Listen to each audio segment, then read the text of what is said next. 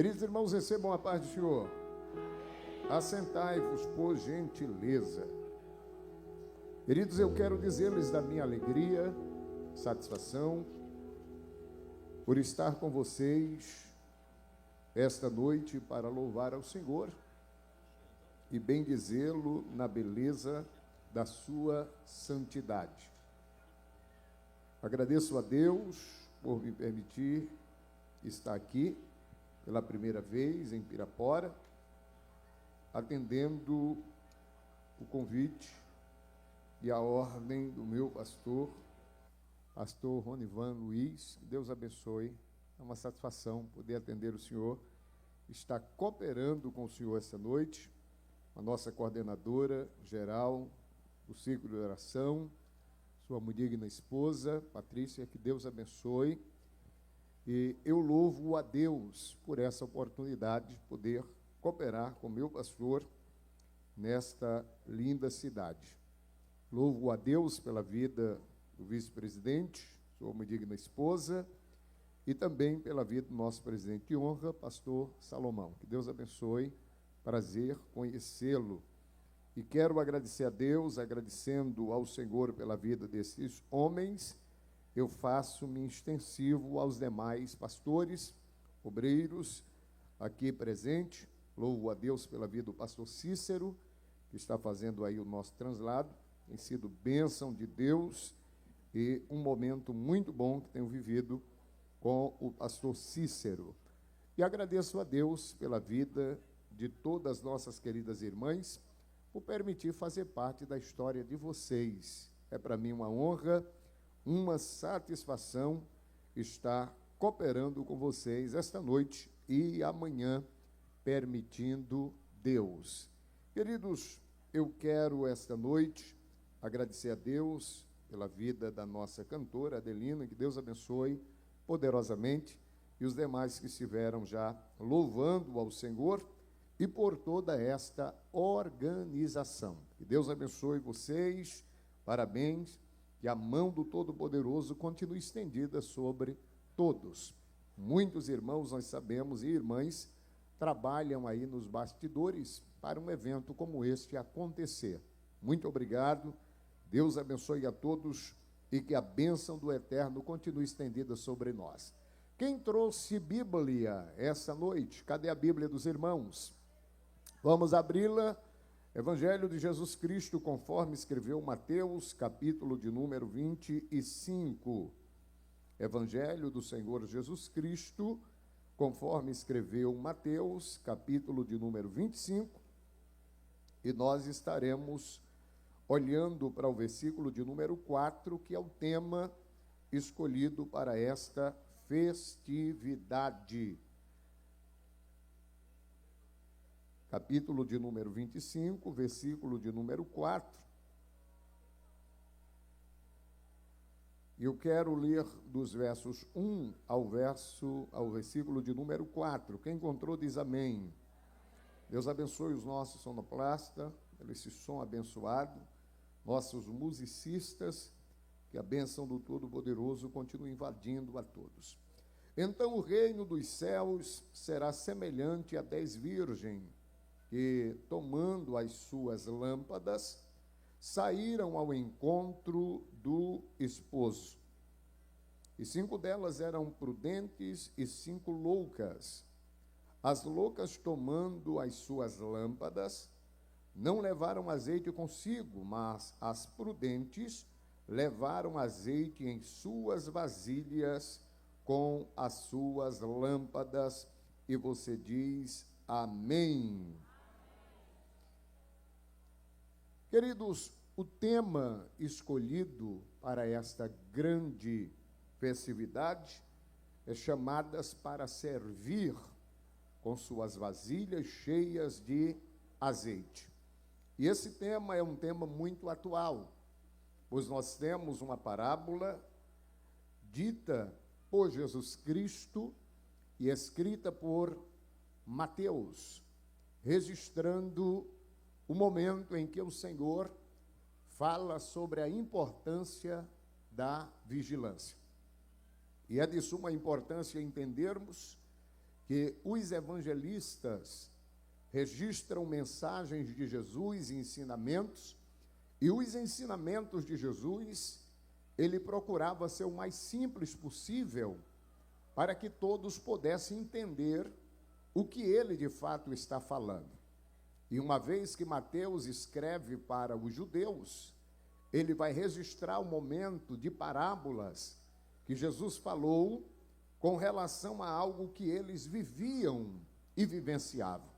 Todos sabem que o evangelista Mateus escreve para os judeus, Marcos escreve para os romanos ou gentios, Lucas escreve para os gregos e João, ele complementa os demais 3 evangelhos, falando do lado divino de Cristo, e ele agora é uma cumprimentação dos 3 primeiros evangelhos. Portanto, uma vez que Mateus escreve para judeus, Mateus apresenta Jesus como o rei prometido, o rei que havia de vir. E a centralidade do evangelho de Mateus está no capítulo de número 27, versículo 37, quando foi colocado em cima da cruz de Cristo a sua acusação, e a acusação era esta: este é Jesus, o rei dos judeus. Portanto, Mateus vai trabalhar para mostrar a importância de Jesus como rei. Marcos, como escreve para os romanos, escreve para os gentios, ele apresenta Jesus como servo. A centralidade do evangelho, segundo escreveu Marcos, está no capítulo 10, versículo 45, aonde diz o texto que o Filho do Homem veio servir, e não para ser servido, mas para dar sua vida em resgate de muitos. Lucas, uma vez que escreve para os gregos, que eram homens estudados, grandes estudiosos e grandes mentes pensantes, agora ele apresenta Jesus como um homem perfeito. A centralidade do Evangelho de Lucas está no capítulo 19, versículo 10, quando a Bíblia diz que o Filho do Homem veio buscar e salvar o que se havia perdido. Já João, como mostra o lado divino de Cristo, ele apresenta Jesus como o ser divino, o Verbo encarnado.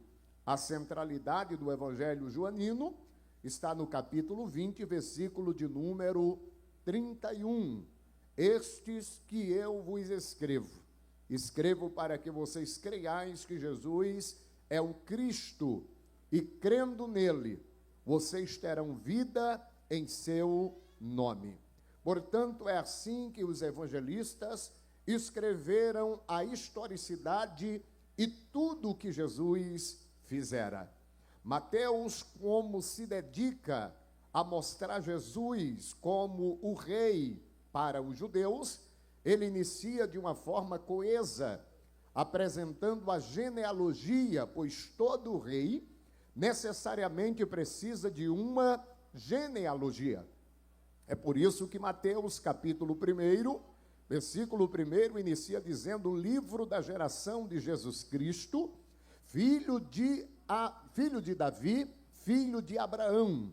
E ele disse: Abraão gerou Isaque, Isaque gerou a Jacó, Jacó gerou a Judá, Judá gerou a Pérez, Pérez gerou a Esrom, Esrom a Arão, Arão a Nasson, Nasson Salmão, Salmão a Aminadab, Aminadab Boaz, Boaz Obed, Obed gerou Jessé, Jessé gerou Davi, Davi gerou Salomão, e ele vai trazendo esta genealogia até chegar em Cristo Jesus, porque ele está apresentando Jesus como rei, e todo rei necessariamente precisa da sua genealogia. Quem está entendendo, diga amém. Capítulo 2 de Mateus, Mateus agora apresenta a visita que Jesus recebe dos magos que vieram do Oriente. O dicionário bíblico Orlando Boy nos informa E aqueles magos, um veio da Índia, outro veio da Grécia e o outro veio do Egito. O nome do primeiro era Gaspar, o segundo era Melquior e o terceiro era Baltazar. E eles vieram visitar a Cristo Jesus, porque todo rei recebe visitas importantes. Capítulo 3 do Evangelho, segundo escreveu Mateus, nós temos ali João o Batista, aquele que veio abrir o caminho, preparar o caminho para a chegada do Salvador, porque todo rei precisa de súditos que preparem o caminho para a sua chegada. Já o capítulo 4 de Mateus, a partir do capítulo 3, versículo 16, nós temos um momento em que Jesus é batizado. Capítulo 4, ele é levado pelo Espírito Santo para o deserto para ser tentado. A partir do capítulo 4, quando ele retorna do deserto, ele inicia o seu ministério, que tem uma duração de 3 anos e meio. Capítulo de número 4, ainda, ele escolhe os seus discípulos. Capítulo 5, 6 e o 7, ele instrui a estes discípulos e aos seus seguidores no sermão da bem-aventurança. A partir do capítulo de número 8, ele agora inicia o seu ministério público, pregando, falando, curando, libertando, restaurando e mostrando o objetivo ou os objetivos com a qual ele veio a este mundo. E dentre as suas mensagens, ele fala de várias parábolas. Ele contava parábola para tornar mais simples o entendimento daqueles que o ouviam. E no capítulo de número 25, que vocês escolheram como tema, nós temos aqui a continuação escatológica do capítulo de número 24. Quando nós observamos a epígrafe do capítulo 25, fala, o sermão profético continua. Por quê? Porque esse sermão inicia no capítulo 24, quando Jesus está no templo em Jerusalém, o templo conhecido como o templo de Herodes. E a Bíblia diz que, tendo Jesus saído do templo, os seus discípulos o chamaram para mostrar a estrutura do templo, e mostram as pedras, a estrutura gigantesca daquele templo, e Jesus agora diz para ele, na verdade, eu vos digo, não vedes tudo isto? Eis que eu vos digo que não ficará pedra sobre pedra, que não seja derribada. Quando Jesus diz que as pedras do templo seriam derribadas, agora os discípulos se preocupam, porque Jesus sai do templo, Jesus desce o vale do Cedro e vai ao pé do Monte das Oliveiras. Ele vai ao Monte das Oliveiras. E a Bíblia diz que, chegando no Monte das Oliveiras, os seus discípulos o chamaram em particular para lhe fazer 3 perguntas. Quantas perguntas? 3 perguntas. E é de suma importância entendermos que o livro de Marcos, capítulo 13, versículo 4 em diante, Marcos diz que quem chama Jesus em particular foi Pedro, Tiago, João e Filipe. Eles chamaram Jesus em particular e vão fazer 3 perguntas que está registrada no capítulo 24 de Mateus e o versículo de número 3. A primeira pergunta: dize-nos quando serão estas coisas? Que coisas? A destruição do templo em Jerusalém. A segunda pergunta que eles fazem é: qual sinal haverá da tua vinda? E é bom termos em mente que essa segunda pergunta feita pelos discípulos, qual sinal haverá da tua vinda? Ele está perguntando da vinda de Cristo para reinar. Logo, eles perguntam sobre a segunda vinda de Cristo em glória, porque o capítulo 23 Jesus está falando como será o seu reino, o seu governo, o seu reino milenar. E agora, a pergunta que eles fizeram: qual sinal haverá da tua vinda? Ali não é do arrebatamento, é da segunda vinda em glória para reinar no milênio. E a terceira pergunta eles fazem dizendo: e qual sinal haverá do fim do mundo? Portanto, o capítulo 24 e o capítulo 25 de Mateus, o Senhor Jesus vai trabalhar para provar e responder as três perguntas feitas pelos discípulos. Dize-nos quando serão estas coisas, quais sinais haverá da tua vinda e do fim do mundo. Jesus agora responde a primeira pergunta. A primeira pergunta: quando acontecerão estas coisas? Ele diz: quando vocês observarem e verem que o exército inimigo cercou a cidade, sabei que estas coisas está próxima de acontecer.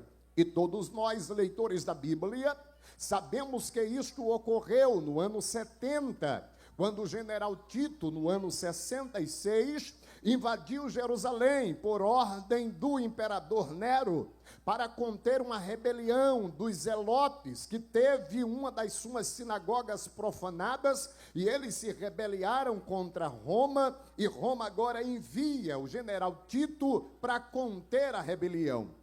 Tito, durante 4 anos, do ano 66 ao ano 70, ele tenta conter a rebelião e, sem sucesso, no ano 70 ele invade Jerusalém. A primeira coisa que ele fez foi queimar, incendiar o templo, porque a briga era religiosa. Queima o templo, queima a cidade, destrói a cidade de Jerusalém, e acontece a grande dispersão para acontecer e cumprir o que Jesus falou, que não ficaria pedra sobre pedras que não fossem derribadas ali no monte, ou melhor, no templo em Jerusalém. E quem estuda a história sabe que após o fogo destruir o templo em Jerusalém, o ouro que estava colocado dentro do templo, o ouro derrete e entrou nas frechas das pedras, e para aproveitar o ouro, tiveram que demolir, tiveram que triturar as pedras, mas isso aí foi para cumprir o que Jesus falou, que não ficaria pedra sobre pedra que não fosse derribada. Quem está entendendo, diga amém. Mas há uma segunda pergunta: qual sinal haverá da tua vinda? E o sinal da segunda vinda de Cristo em glória, ele apresenta tribulação e grande tribulação.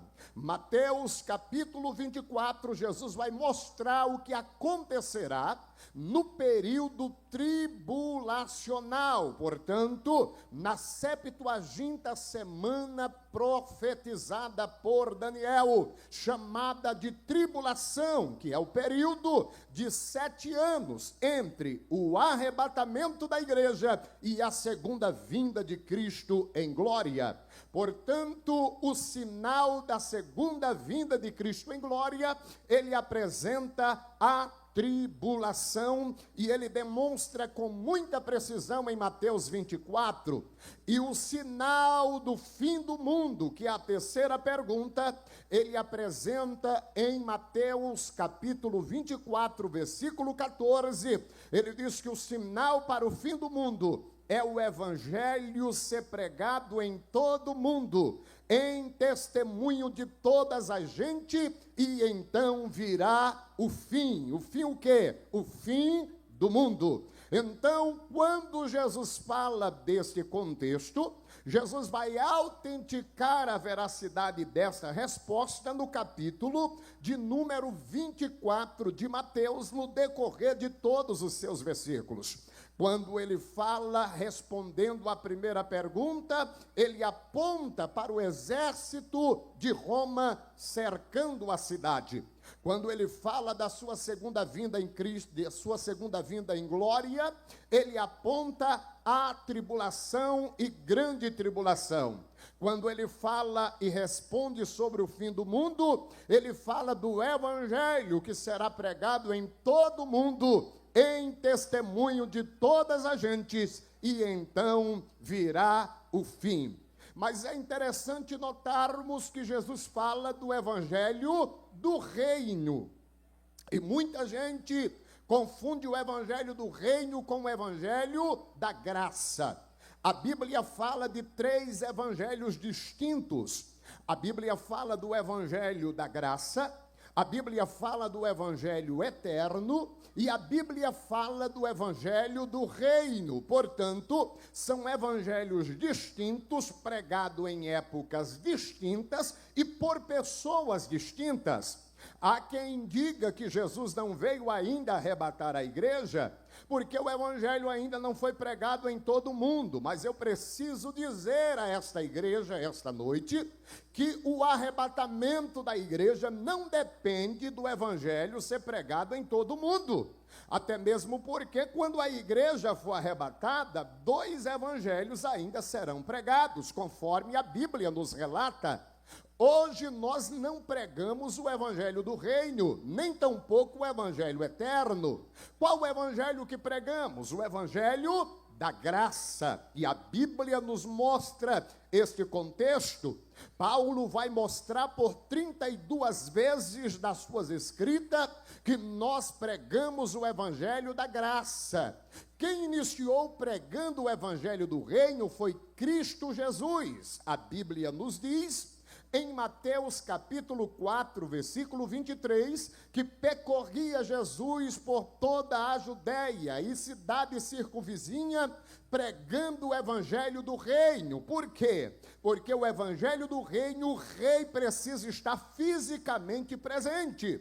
Mas a Bíblia nos diz em João, capítulo 1, versículo de número 11 e o 12, que ele veio para o que era seu, e os seus não o receberam, mas a todos quanto o receberam, deu-lhes o poder de serem feitos filhos de Deus aos que crerem no seu nome. Portanto, é de suma importância entendermos na introdução desta mensagem que o evangelho do reino, com a rejeição dos judeus, ele entra em pausa. Cristo Jesus na cruz do Calvário, ele agora inaugura o evangelho da graça. Por quê? O evangelho da graça nasceu na cruz do Calvário e se encerrará com o arrebatamento da igreja. Quem pode dizer glória a Deus? Então iniciou na cruz do Calvário e vai se encerrar quando a igreja for arrebatada.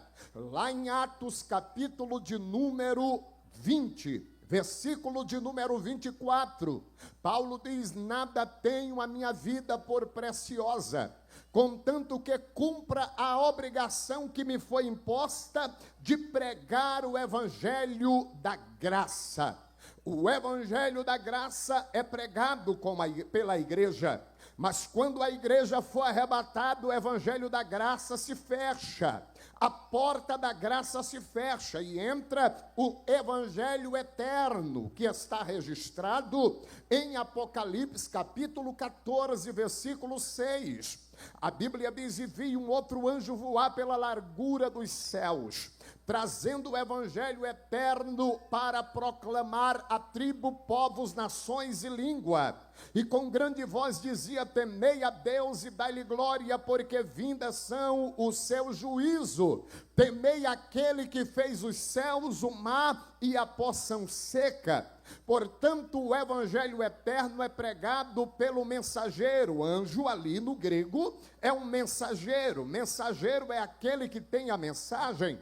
Segundo o doutor Wimalgo diz que quem pregará o evangelho eterno serão as 2 testemunhas, lá de Apocalipse capítulo 11. Estas 2 testemunhas treinarão 144 mil homens, que está registrado em Apocalipse capítulo 7, versículos 4 a 9, da tribo de Rúben, Simeão, Levi, Judá, Isacar, Zebulon, Dan, José, Benjamim, Naphtali, Gad e Aser. 12 tribos serão treinados, 12 mil homens de cada tribo. 12 vezes 12, 144 mil. Sabem, aqueles 144 mil que a testemunha de Jeová diz que subirão aos céus, serão os únicos que subirão aos céus, eles não estão de acordo com a Bíblia, porque segundo a Bíblia, são 12 mil homens de cada tribo que estarão pregando no período tribulacional, porque a igreja não estará aqui, a igreja estará nos céus, a igreja não pregará o evangelho eterno, porque já tem pregado o evangelho da graça. Então preste bem atenção, o evangelho eterno quem pregará é as duas testemunhas e os 144 mil. Quando Jesus Cristo vier na sua segunda vinda em glória para reinar, que se dará 7 anos depois do arrebatamento, aí sim o evangelho do reino voltará a ser pregado, conforme Mateus 24 e 14, e este evangelho do reino será pregado em todo o mundo, em testemunho de todas a gente, então virá o fim. Portanto, o fim do mundo acontecerá após o evangelho do reino ser pregado, porque Cristo Jesus, o Rei dos reis e Senhor dos senhores, estará na terra com a igreja reinando por 1000 anos, e a Bíblia nos diz em Zacarias capítulo de número 14, versículo 9, e o Senhor será rei sobre toda a terra. Um será o Senhor e um será o seu nome. Portanto, quando ele estiver reinando sobre toda a terra, todos ouvirão o evangelho do reino, porque o rei estará presente, e agora ele estará anunciando o evangelho, e a Bíblia diz que ele vai reger as nações com varas de ferro. Hoje ouve o evangelho da graça quem quer, aceita quem quer. No evangelho eterno, todos ouvirão, mas vai aceitar quem quiser. Mas no evangelho do reino, no período milenar, todos serão obrigados a ouvir e a se curvar diante do Todo-Poderoso, porque a Bíblia nos informa em Zacarias capítulo 14, versículos 16 e o 17, que todas as famílias que restarem após a batalha do Amargedon terão que subir a Jerusalém uma vez por ano. Para quê? Para ouvir o rei, ouvir a sua palavra, ouvir o seu evangelho. E se uma família não subir para Jerusalém, durante 1 ano não virá sobre ela a chuva, porque agora ele está reinando com cetro de ferro, agora é imposição e todos terão que ouvir. Mas a igreja que já pregou o evangelho da graça, que já passou no tribunal, que já passou nas bodas do Cordeiro, que já desceu com Cristo em glória para reinar, não estará mais sendo imposta o cetro de ferro, porque a Bíblia diz que o Senhor nos dará autoridade para reinarmos também com cetro de ferro e regermos as nações para a glória do nome do Senhor. Tem alguém entendendo esta palavra e pode levantar a mão e dizer glória a Deus? Portanto, Mateus capítulo de número 24 e o capítulo 25 simplesmente responde estas perguntas distintas com relação à escatologia bíblica. Uma vez que o Senhor Jesus Cristo explica essas 3 perguntas no capítulo 24, o capítulo de número 25, a Bíblia diz que o sermão profético continua. Por quê? Porque o capítulo 25, agora ele vai falar sobre a vigilância, a importância de vigiar, para que o arrebatamento, para que a segunda vinda, para que os contextos escatológicos não pegue o povo de surpresa. E inicia o capítulo de número 25 dizendo: então, o reino dos céus será semelhante a 10 virgens, que, tomando as suas lâmpadas, saíram ao encontro do esposo. Eu preciso lembrar os queridos irmãos que é de suma importância, eu tenho uma convicção que não é novidade para ninguém, mas nós sabemos aqui que essas virgens não é a igreja. Pastor, agora o senhor pegou pesado? Não, simplesmente Jesus está falando de um contexto, o contexto que Jesus está falando aqui é um contexto judaico, é um casamento judaico, e as damas, ou melhor, as virgens, nunca eram a noiva. As virgens é o que nós conhecemos hoje como as damas de honra, até mesmo porque, se nós concordarmos que essas 10 virgens eram a noiva, nós estamos falando de um casamento poligâmico. Nós estamos falando de um homem casando-se com 10 mulheres, e a Bíblia não aprova o casamento poligâmico.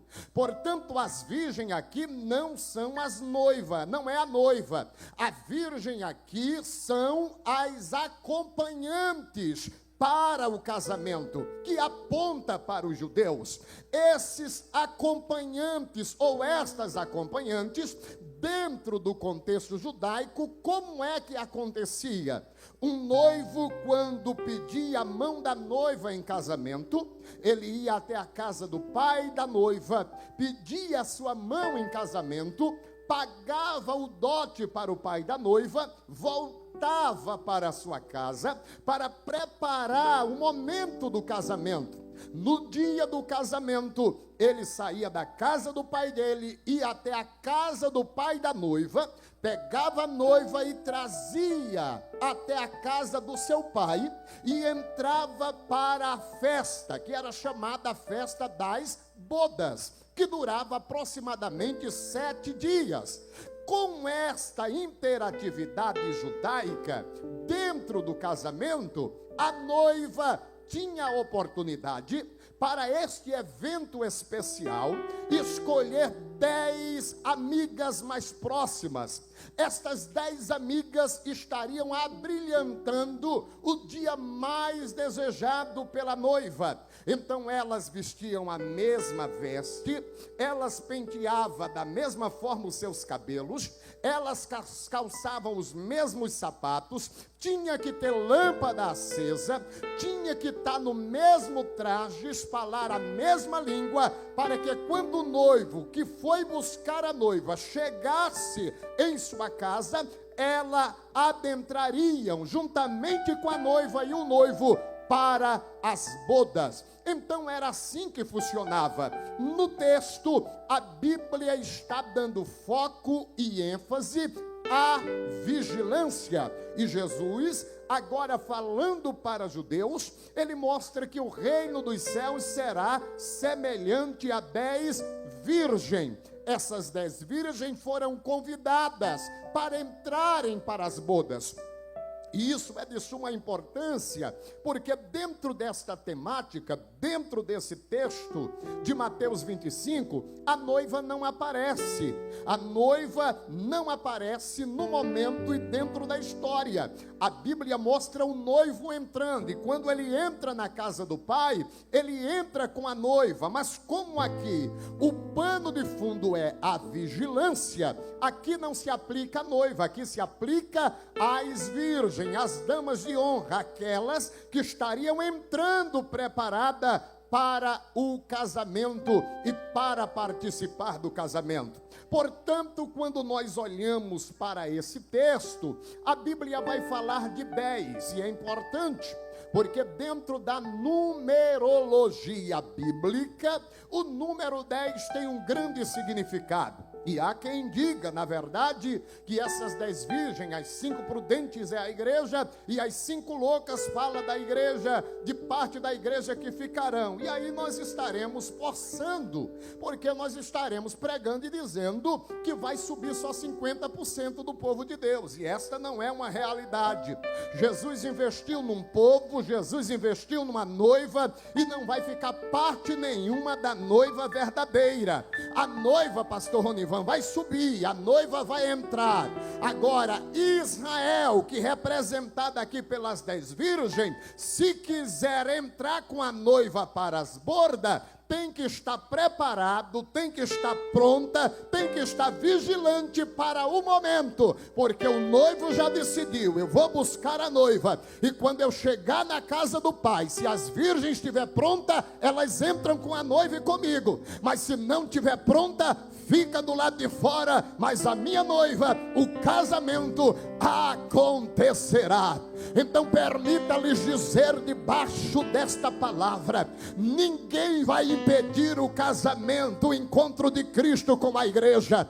A noiva de Cristo é pura, a noiva de Cristo é virgem, a noiva de Cristo é preparada, a noiva de Cristo aguarda todos os dias a chegada do noivo, porque muito em breve ele raiará nas nuvens dos céus para buscar a noiva e levar a noiva para a casa do Pai, porque ele fez uma promessa: na casa do meu Pai há muitas moradas, se não fosse assim eu vos teria dito, vou preparar-vos lugar, e quando eu for e vos preparar lugar, virei outra vez e vos levarei para mim mesmo, para que aonde eu estiver, estejais vós também. Quem crê nesta promessa? Onde está a noiva do Senhor que acredita nesta promessa? Ele fez a promessa e ele é fiel para cumprir. Portanto, quando nós olhamos aqui as 10, dentro do conceito judaico, o número 10 tem uma grande importância, aliás, à luz da Bíblia. Pastor Erivaldo de Jesus, escrevendo um livro super interessante, ele vai mostrar à luz da Bíblia a importância da numerologia. Por exemplo, o número 1 é o número de Deus, com base em Deuteronômio capítulo 4, versículo de número 6. Ouve, ó Israel, o teu Deus é o único Senhor. Capítulo de número 6 do livro ou da carta aos Efésios, verso de número 4, a Bíblia diz: há um só Deus e Pai de todos, que é em todos, por todos e sobre todos. O número 1 é o número de Deus. O número 2 é o número da concordância, com base em Eclesiastes capítulo 4, versículo 9. É melhor serem 2 do que 1, porque caindo um, o outro o levantará. Capítulo 18 de Mateus, versículo 19, a Bíblia diz: e tudo que 2 concordarem na terra será concordado nos céus, porque o número 2 é o número da concordância. O número 3 é o número da Trindade, com base em Mateus capítulo 28, versículo 19, a Bíblia diz: portanto, ide e ensinai a todas as nações, batizando-as em nome do Pai, do Filho e do Espírito Santo. Capítulo de número 13 da segunda carta de Paulo aos Coríntios, versículo 13, Paulo diz que a graça do Senhor Jesus Cristo, o amor de Deus e a comunhão do Espírito Santo esteja com todos vós. Portanto, o número 3 é o número da Trindade. O número 4, à luz da Bíblia, é o número da totalidade da criação. É por isso que Isaías, capítulo de número 12, versículo 11, ou melhor, capítulo 11, versículo 12, a Bíblia fala sobre os 4 cantos cardeais da terra, para falar da totalidade da criação: norte, sul, leste e oeste. Capítulo 4 de Apocalipse, versículo 6, a Bíblia fala sobre os 4 animais que estão diante do trono de Deus, para trabalhar a ideia da totalidade da criação.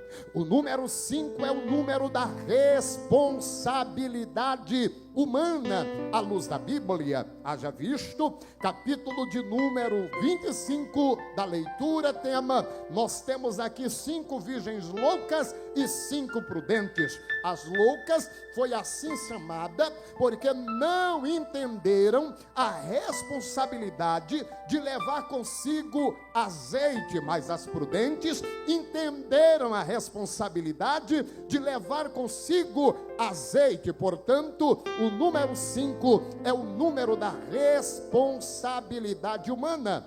O número 5 ainda, quando olhamos Mateus 25, versículo 20, a Bíblia fala de um homem que recebeu 5 talentos, e ele entendeu a responsabilidade de granjear mais 5, por isso foi tido como servo bom e servo fiel. Já o número 6 é o número da criação do homem, é o número do homem, com base em Gênesis, capítulo 1, dos versos 26 ao 31, o homem foi formado no 6º dia. É por isso que lá em Apocalipse, capítulo 13, versículo de número 18, quando a Bíblia fala da triunidade satânica, a Bíblia diz: aqui está a sabedoria, e quem lê entenda, pois o número da besta é o número de homem, 666. O que é que o texto está nos dizendo? Que 3 homens estarão no domínio, no poder, no período tribulacional. Assim como no Brasil nós temos os 3 poderes, o legislativo, o judiciário e o executivo, assim também acontecerá no período tribulacional.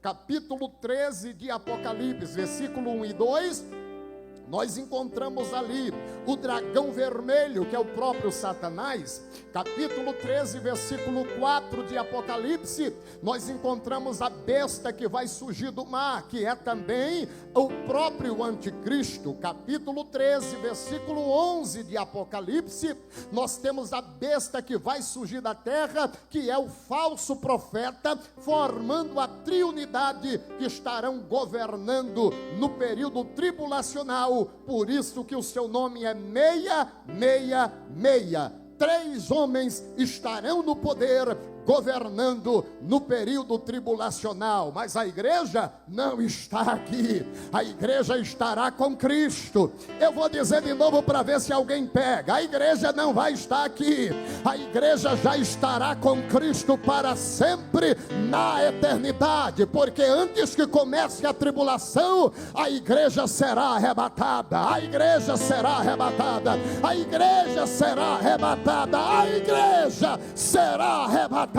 Quem crê nesta palavra e pode levantar a mão e dar glória para Jesus. O número 7 à luz da Bíblia é o número da perfeição, é o número de Deus, é o número perfeito, e nós encontramos 349 vezes o número 7 apontando para a própria perfeição de Deus. Gênesis 2, verso 1 e 2, Gênesis 7, verso número 2, Gênesis 7, verso 10, Gênesis 12, versículo de número 2 e 3, Gênesis 20, versículo 30, Gênesis 41, nós encontramos 17 vezes a palavra 7, e assim sucessivamente, porque o número 7 é o número de Deus. Já o número 8 é o número do símbolo das causas eternas. Quando nós olhamos a Bíblia, o que está em Lucas capítulo de número 2, versículo 21, a Bíblia mostra Jesus sendo circuncidado ao 8º dia, isso para trazer o símbolo de coisas eternas.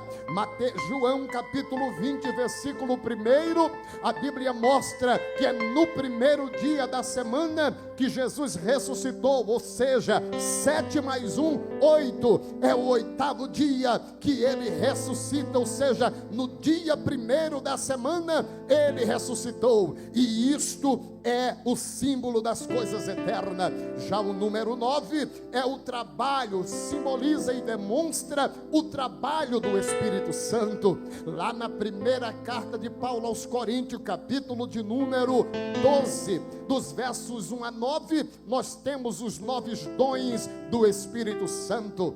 Gálatas capítulo 5, verso 22, nós temos os 9 frutos do Espírito. Portanto, o número 9, à luz da Bíblia, nós temos aí a ação direta do Espírito Santo. Já o número 10 é um símbolo, demonstra a completude humana, fala da completude humana. Haja visto que todo ser humano, ele tem 2 mãos, mas ele tem 10 dedos, 10 dedos nos pés, e a Bíblia vai falar 182 vezes sobre o número 10, remetendo a este contexto da completude humana. E aqui, quando a Bíblia aponta para as 10 virgens, estas 10 virgens fala desta completude humana, deste número máximo dentro desta completude.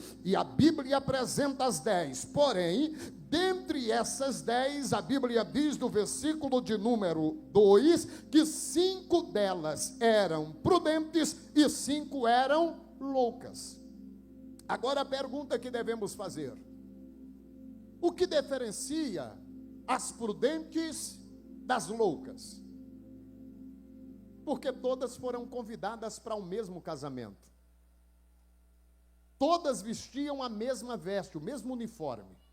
Todas calçavam o mesmo sapato. Todas estavam no mesmo propósito. Todas tinham lâmpadas acesas. Há um detalhe: todas dormiram. Todas foram despertadas pelo amigo do noivo. Todas acenderam a lâmpada. O que diferencia essas virgens, que é prudentes, e as loucas? Só há uma coisa que diferencia, é a reserva de azeite. E com muita precisão, vocês escolheram esse tema: chamadas para servir com suas vasilhas cheias de que mesmo? De azeite. O que vai diferenciar as virgens é simplesmente a reserva de azeite. E a pergunta para todos nós esta noite é: como está a nossa reserva de azeite? Não basta simplesmente ser convidada para o casamento. Não basta simplesmente usar a mesma roupa. Não basta simplesmente calçar o mesmo calçado. Não basta simplesmente ter lâmpada nas suas mãos. É importante entender a necessidade de uma vasilha cheia de azeite, porque isso é o que garantirá a continuidade da lâmpada acesa. Louvado seja o nome do Senhor. E eu gosto da expressão dos pais da igreja. Orígenes chega a dizer que o azeite, ele simboliza as boas obras. Martinho Lutero diz que simboliza a fé genuína. Mas eu gosto da expressão do pai da igreja, o Grútius, que ele chega a dizer que afirma que o azeite simboliza a ação do Espírito Santo. E permita-lhes dizer: pode cantar bem, pode pregar bem, pode reger bem, mas se não tiver reserva de azeite, se não tiver a ação do Espírito Santo, de nada adianta. Nós estamos aqui para servir, mas precisamos servir com as nossas reservas de azeite. Acabou o azeite da candeia, tem reserva para colocar. Acabou, tem reserva para colocar. Pode até fumegar, ou seja, querer apagar, mas apagar 100% não. A lâmpada não pode se apagar 100%, porque devemos ter reservas de azeite. Estas mulheres foram chamadas para servir, mas servir de qualquer jeito não. Servir com reserva de azeite em suas vasilhas. Pode faltar o dinheiro, pode faltar o parente, pode faltar o amigo, pode faltar a amiga mais próxima, pode faltar o alimento, pode faltar o emprego, pode faltar o carro, mas não pode faltar o azeite. O azeite é indispensável para todos nós. Jesus nos adverte, Ele está às portas, e para entrar nas bodas precisa ter azeite de reserva. Tem alguém entendendo o que Deus está falando? A temática é vigilância. Vigilância. Vigilância. Rei de Okelabara Shantaramahaya. Vigilância.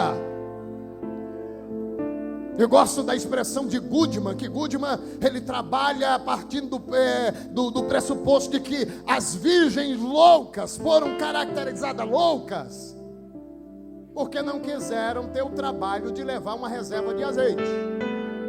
A autoconfiança, não, o que eu tenho na lamparina dá, eu não vou levar reserva. Afinal de contas, levar uma vasilha de azeite dá trabalho. Carregar azeite não é bonito. E elas queriam estar bem na foto. Então eu estando com a lâmpada, eu fico bonita na foto. Mas com a reserva de azeite do lado, a coisa fica feia. O retrato, como diz no meu Pernambuco, não sai perfeito. Então, por conta da minha forma de me apresentar, eu não vou levar a reserva de azeite. Mas as prudentes disse: é melhor estar feia na foto, mas com reserva, do que estar bonita na foto sem a graça.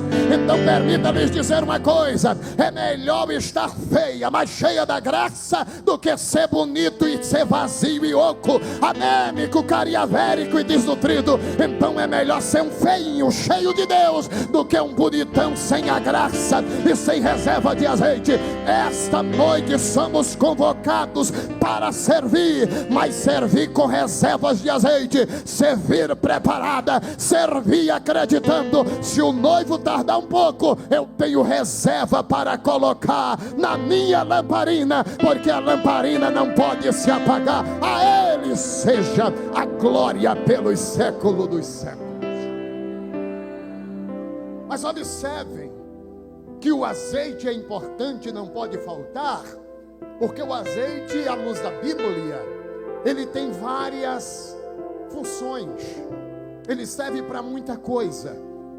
Primeiro, quem serve, quem é chamada para servir, com suas vasilhas cheias de azeite, esta pessoa oferta e dizima na casa de Deus. Quem diz amém? Por quê, pastor?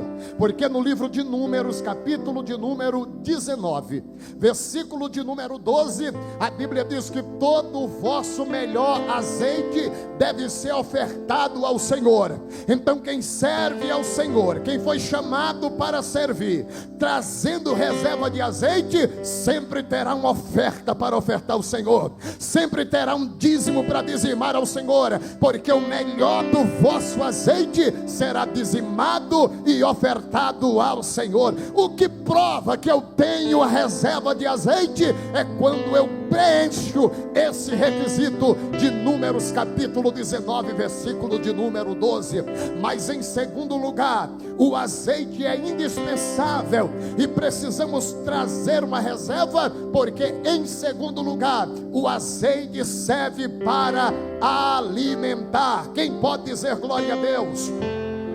Primeiro livro dos Reis, capítulo de número 17, versículo de número 12. Quando Elias chega lá na viúva de Serapta, ele pede para ela: traze-me um pouco de água. Ela vai buscar, mas imediatamente Elias diz para ela: traga-me também um bolo, eu quero um pão, eu quero um bolo, traz um bolo para mim. E ela disse: vive o Senhor e vive a tua alma, que a tua serva não tem nada a não ser um pouquinho de azeite na vasilha e um pouco de farinha na panela. Eu estou apanhando aqui uns cavacos, eu vou fazer um bolo, eu vou misturar a farinha com o azeite com a farinha, vou fazer um bolo e eu vou comer e morrer com o meu filho. Então não tem mais, só tem pouca farinha e tem pouco azeite. Por quê? Porque o azeite servia para também alimentar. Observe que a farinha, ela representa a palavra. Comer uma farinha seca é de dar problema. Comer uma farinha seca é para engasgar. Mas quando mistura a farinha com o azeite, que é a ação do Espírito Santo, a coisa fica gostosa. Precisa ter farinha, mas precisa também ter azeite. Precisa ter azeite, mas também precisa ter farinha. Uma palavra que é da farinha misturada com azeite, a coisa fica gostosa. É por isso que fomos chamados para servir com as nossas vasilhas cheias de azeite, porque quem tem azeite se alimenta. Quem tem azeite tem provisão, porque o Elias disse: traze primeiro para mim, pois assim diz o Senhor, a farinha da panela não vai acabar e o azeite da botija não vai faltar até o dia em que o Senhor mandar chuva sobre a terra. Eu quero profetizar esta noite provisão para quem foi chamados para servir com as vasilhas de azeite. O azeite não vai acabar da tua botija, a farinha não vai acabar da tua panela. Já era para tu ter dado glória, porque o Senhor nos chamou para servir, mas não é para servir de qualquer jeito, é servir com as vasilhas cheias de azeite. A Ele seja a glória pelos séculos dos séculos. Mas em terceiro lugar, é importante ter o azeite na vasilha, porque o azeite também serve para pagar dívidas. Quem diz amém? Observe o segundo livro dos Reis, capítulo de número 4, dos versos 1 ao verso de número 7. A viúva morreu, o marido da viúva, o marido daquela mulher, da filha dos profetas, e agora ela vai a Eliseu pedindo o que fazer, porque os credores queriam levar os seus filhos para trabalharem escravos. Ela agora vai ao homem de Deus procurando uma solução, e o homem de Deus pergunta: declara-me o que tu tens em casa. E esta mulher é uma mulher que foi chamada para servir, mas tinha também uma reserva de azeite. E ela disse: a tua serva não tem nada em casa. Não, paro, eu lembro agora, eu tenho uma vasilha de azeite, eu tenho um vaso com azeite. Ele disse: tem azeite, tem dívida paga. Vai para a tua casa, pede vasos emprestados, não pouco. Entra dentro do teu quarto, pega do teu vaso cheio, derrama sobre os vasos vazios, que Deus fará o milagre. Porque quem é chamado para servir e carrega vasilha de azeite, tem milagre. Esta noite eu quero profetizar na vida de crente que está aqui, dizer: a provisão de Deus está sobre nós. Há azeite em tua casa, então prepare para pagar débito, prepare para crescer, porque Deus vai fazer multiplicar o azeite. Louvado seja o nome do Senhor. E aquela mulher atendeu, voltou para casa, pegou o azeite, pegou vasilhas emprestadas com os vizinhos e entrou no quarto, fechou a porta. E como ela tinha uma vasilha cheia de azeite, ela pegou do seu azeite e foi derramando nos vasos vazios. Ei, mulher, o Senhor te convoca para pegar do teu azeite e enchendo outros vasos vazios. Tem irmãs aqui dizendo: Senhor, eu não aguento mais, é o último congresso que eu vou participar. O Senhor está dizendo: não, você tem uma vasilha de azeite. Se tem azeite, pode ficar tranquilo que você vai encher ainda muitos vasos vazios. Você vai encher muitos vasos vazios. Você vai resolver muitos problemas no meu nome. Você vai fazer muitas coisas grandiosas para o meu reino. Será que tem alguém que está entendendo o que Deus está falando esta noite? Não é momento de parar. Quem serve ao Senhor pelo chamado, quem tem vasilhas de azeite, fica tranquilo que no momento certo o milagre acontecerá. Eu vou dizer de novo para ver se você dá glória. É o primeiro dia do congresso. Se tem vasilha de azeite, fica tranquilo, porque o milagre acontecerá. Acontecerá.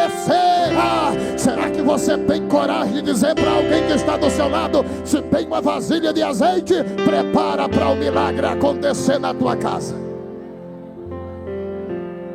Oh glória, oh glória, oh glória. O milagre vai acontecer na tua casa. E é interessante que a mãe, quando diz para o menino, traz aí mais vaso vazio, o menino disse, mamãe, não tem mais vasos vazios não, está tudo cheio. E aí a Bíblia diz que o azeite parou. O azeite não acabou, o azeite parou porque não tinha mais vasos para encher. Quando aquela mulher olhou, ela olhou na sala, para onde ela olhava era vasos de azeite, cheio. Olhou na cozinha, era só vaso cheio de azeite. Olhou no quarto, só vaso cheio de azeite. Banheiro, vaso cheio de azeite. Ela ficou tão maravilhada, disse, o que eu vou fazer com tanto azeite? Tem azeite no quarto, tem azeite na sala, tem azeite na cozinha, tem azeite no banheiro. Eita, esta noite está descendo o azeite. O Senhor está dizendo que vai entrar em lares aqui esta noite, e Ele vai manietar o inimigo, vai manietar o valente, e Ele vai começar a encher vasos vazios. Vai ter azeite lá na sala, não vai ter contenda na tua sala. Vai ter azeite na cozinha, vai ter azeite no banheiro, vai ter azeite no quarto. E quando aquela mulher viu tudo isso, corre até o homem de Deus, que é o homem de Deus. O que é que eu faço com tanto azeite? Tem azeite na sala, na cozinha, no banheiro, tem azeite no quarto. Eu não sei o que fazer com tanto azeite. O homem de Deus disse, vai, pega o azeite, vende o azeite, paga a quem tu deve, e tu e teus filhos vivam do resto. Só que o que é interessante é que Dr. Cobran, ele diz o seguinte: eu imagino que aquela mulher, ela pegou vasos de 5 litros, de 10, de 20 e de 50 litros, que eram os vasos da época. A necessidade que ela tinha era tão grande que ela pega o vaso de 50 para levar à cidade, mas não consegue levantar. Pega o vaso de 30, até levanta, mas a cidade é longe, não dá para levar o vaso de 30. Aí o menino chega a uma conclusão: mamãe, eu vou pegar um vaso de 10, a senhora um de 10 e o nosso irmão um de 10. Levamos 30 litros para a cidade, vendemos o azeite, voltamos com o vaso vazio, colocamos no vaso cheio, voltamos para a cidade e o milagre é completado. Para um milagre se concretizar, eu preciso do pastor, o pastor precisa de mim, e junto dependemos do Senhor. Então pare com essa besteira, que você não depende de ninguém, não precisa de ninguém. Até para comprar um pãozinho, você depende pelo menos de 10 pessoas para comprar um pãozinho. Pastor, mas eu tenho dinheiro no bolso. Você tem dinheiro, mas se não tiver o agricultor para preparar a terra, se não tiver alguém para plantar o trigo, se não tiver outro para colher o trigo, se não tiver alguém para levar o trigo na padaria, se não tiver o padeiro para amassar a massa, se não tiver o assador para assar o pão, você vai morrer com teu real no bolso e não vai comer um pão. Então acha que você é a última bolacha do pacote? É nada. Você precisa um do outro. Quer que o milagre aconteça? Eu preciso de você e você precisa de mim, e juntos dependemos do Senhor. Onde é que está a mão daqueles que creem e acreditam neste mistério? Precisamos um do outro. Ei, cantoreba, chanto relavas, debacandorema, chorema, rácia. Pegaram cada um vaso de 10, levaram na cidade, venderam o azeite, 30 litros, voltaram com os 10 vazios, colocaram no de 50 e voltou para a cidade, vendeu. Agora já compraram uma condução e foi levando, e agora está com dinheiro suficiente para pagar o credor. Agora imagina essa mulher que foi chamada para servir, mas com a vasilha cheia de azeite. O crente, quando fica abençoado, fica enjoado. Fala a verdade. A gente vai passando na prova, mas passando na prova e já dizendo: na hora que Jesus der vitória, eu vou fazer um culto de ação de graça, eu vou fazer um churrasco, vai ter bolo, vai ter torta, vai ter só Coca-Cola da original, e a gente vai chamar um monte para fazer, porque crente não bebe, não fuma, mas come, que é uma maravilha. Agora imagina esta mulher já com dinheiro para pagar os credores, já abençoada até o tutano, porque foi chamada para servir com vasilha de azeite cheia. Agora tem muito azeite, tem muito dinheiro. Eita glória! Disse: vamos lá diante do credor e vamos pagar. E chega para o credor, diz: faz a conta que eu vim pagar meu débito. O credor olha e diz: não, mas você veio já trazer os meninos? Ela disse: não, meus meninos não trabalham de escravo para ninguém. Somem aí que eu vou pagar. Como é que você vai pagar? Disse: não interessa, vai ser com dinheiro vivo. Então some aí. Aí ele começou a somar. Na época não é como hoje, tudo computadorizado, não, era tudo num cadernozinho, na caderneta. Aí ele anotou, e dia tanto ele pegou tanto, dia tanto pegou tanto, deu X. Digamos que deu 9.900 se fosse hoje. Ela disse: é só por isso que você ia prender meus meninos para trabalhar de escravo? A senhora está achando pouco? Disse: é muito pouco para o meu Deus. Eu fui chamado para servir, mas eu sirvo com reserva de azeite. Isso aqui é pouco demais para o meu Deus. Menino, eu achei que era muito dinheiro, é só 9.900, pega aí. Aí o menino contando só as verdinhas, as azulzinhas, vai contando, passa 10 mil para ele. Ele disse: rapaz, eu não tenho troco não. Disse: não, o restante fica para você de caixinha. É para você. E tem mais uma coisa: se você quiser azeite do bom e do melhor, tá aqui o meu cartão. Agora sou empresária, estou negociando, e o azeite do bom e do melhor da região é o meu. Eita maravilha! Deus está falando com mulheres aqui, com homens que foram chamados para servir, mas que querem servir com vasilhas de azeite cheia. O Senhor está dizendo: vai vir provisão para a tua casa, vai vir provisão para a tua empresa, vai vir provisão para a tua cidade, vai vir provisão para o teu projeto. Quem pode crer na palavra de Deus? Eu estou pregando Bíblia. Deus está falando de provisão. Aqueles que crêem, receba da parte de Deus, porque quem foi chamado para servir com reserva de azeite tem provisão da parte de Deus. O azeite é de suma importância, porque o azeite serve para cicatrizar feridas. Isaías capítulo 1, versículo 6. A Bíblia diz que para a ferida ser cicatrizada, tem que ser encharcada com óleo de azeite. Eita, o Senhor está me falando algo aqui esta noite, que Ele está cicatrizando feridas aqui esta noite. Há uma cura do Senhor aqui esta noite para nossas vidas. Você que me assiste em sua casa, há uma cura de Deus para a tua vida esta noite. O azeite, como símbolo do Espírito Santo, vai descer na tua casa. Seja curado agora. Seja curado agora. Seja curado agora. O Espírito Santo atua em nós aqui esta noite, pastora Patrícia.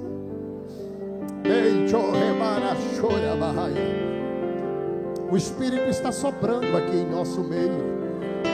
E há um hino que nós cantamos que diz: sopra Espírito, trazendo vida, cura as feridas, dores antigas, vem para curar.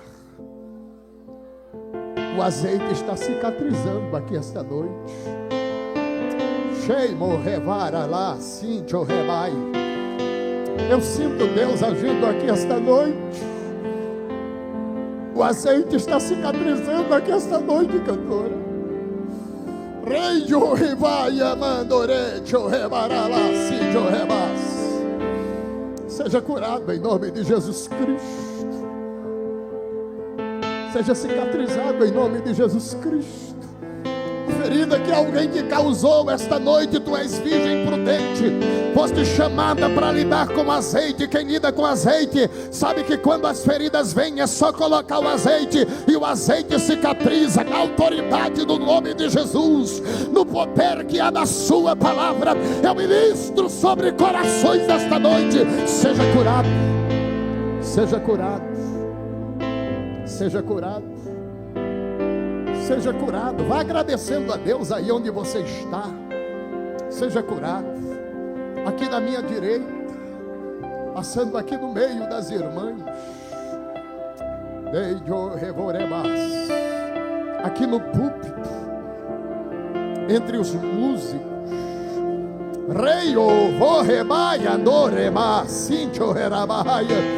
cicatrizar, feridas cicatrizadas com óleo, disse Isaías, precisa de óleo para cicatrizar. É por isso que nós fomos chamados para servir, mas não é de qualquer jeito, é com uma reserva de azeite, porque sempre haverá alguém para nos ferir, porque você é serva, você é servo, você trabalha, e quem trabalha provoca o inferno, quem trabalha provoca quem não trabalha.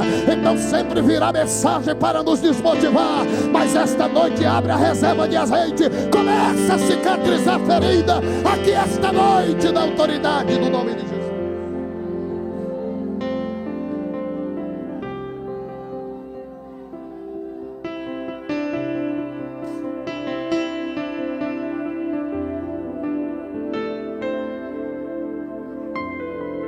ferida sendo cicatrizada ali.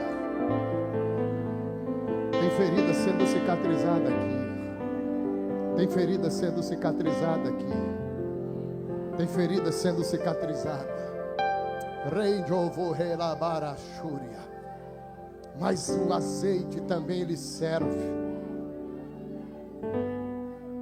para ungir. Eclesiastes capítulo 9, versículo 8. Em todo tempo seja alvo os teus vestidos, e nunca falte o que mesmo? O óleo, é o azeite sobre a tua cabeça. O azeite ele serve para ungir, separar para o ministério, mas também o azeite serve para cicatrizar e serve para curar enfermidade. Marcos capítulo 6, versículo 13, a Bíblia diz que os apóstolos ungiram a todos os enfermos com azeite e eles foram curados. Capítulo 5 de Tiago, versículo 14: está alguém entre vós doente, chame os presbíteros da igreja e ore sobre ele, ungindo com azeite em nome do Senhor, e a oração da fé salvará o doente, e o Senhor o levantará, e se houver cometido pecados, serão perdoados. Confessai as vossas culpas uns aos outros, e oreis uns pelos outros, para que sareis, e a oração feita por um justo pode muito em seus efeitos. Mas o azeite também serve para manter a lâmpada acesa. É o que está aqui no tema que vocês escolheram. O tema escolhido por vocês. A Bíblia diz no versículo de número 4 que é o tema: mas as prudentes levaram azeite com suas vasilhas e com as suas lâmpadas. O azeite serve para manter a lâmpada acesa. E na autoridade do nome do Senhor, esta noite está tendo uma injeção de ânimo na vida de cada um de nós. A nossa lâmpada continuará acesa. A Bíblia diz que a cana trilhada não se quebrará, e não se apagará o pavio que fumega. Esta noite eu quero profetizar em nome do Senhor Jesus Cristo: a cana trilhada não vai se quebrar, mas também não vai se apagar o pavio que fumega. Adrelina, prepara para louvar o Senhor, para me encerrar. Eu tenho 5 minutos e eu quero encerrar louvando ao Senhor contigo, simplesmente lembrando aos irmãos, permitindo o Senhor. Amanhã nós voltaremos no tema, e eu estarei falando aqui no capítulo 25, e nós estaremos olhando a escatologia bíblica, a importância de mantermos as lâmpadas acesas, porque Jesus está às portas, e nós aprenderemos algumas lições. Fiz esta introdução aqui no capítulo 25, para entendermos a importância da mesma.